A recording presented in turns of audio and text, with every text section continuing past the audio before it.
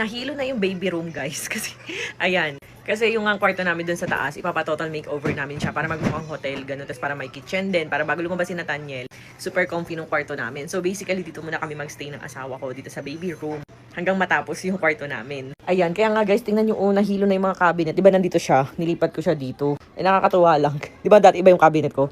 Pinagbebenta ko nga.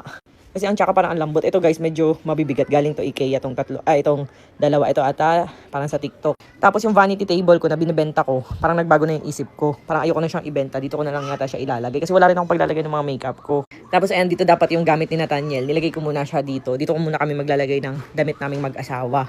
Ayan, nag-aayos nga ako.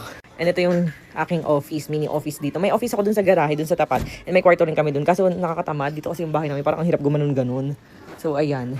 Yung mga staff namin, tutulong kami magbaba ng mga gamit. Ang dami kasi talaga, guys.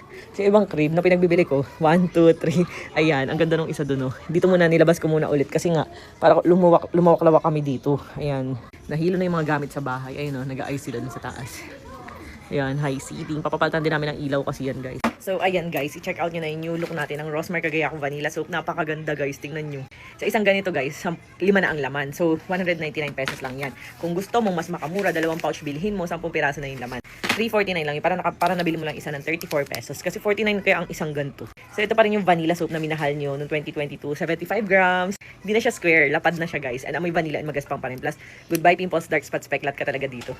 So, ayan. Pwede siya for face and body. Pwede sa mga bagets, buntis at lactating. Lalagay ko na lang yellow basket. Check out yun na agad. Tapos, ito naman pala, guys, yung ating Rosmar Premium Tinted Sunscreen. Ay, so ayun, kukuha lang tayo ng isa. So ayan guys, tingnan nyo naman, packaging pa lang napakaganda na. Ayan, maayos na lahat yan, yung ingredients list. Okay na, finally. Ayan, tingnan nyo guys. SPF 70 PA++++ UVA UVB protection, lightweight, anti-aging, whitening, and tone adapt nga pala to para ka lang nag-foundation pag ginamit mo to. Yes, ito lang yung ginagamit ko guys, kaya para ako naka-makeup. Diba, grabe? As in, kaya nyo itong i-hide yung mga anik-anik sa mukha, yung mga eye bags nyo, yung mga pimples, dark spots, peklat, ganun. Pero syempre, hindi naman totaling cover na cover kasi tone adapt siya, medium coverage. And pwede to sa mga bagets, buntis at lactating, kaya ano pang hindi check out yun na. Lagi ka ng yellow basket ha. Charan!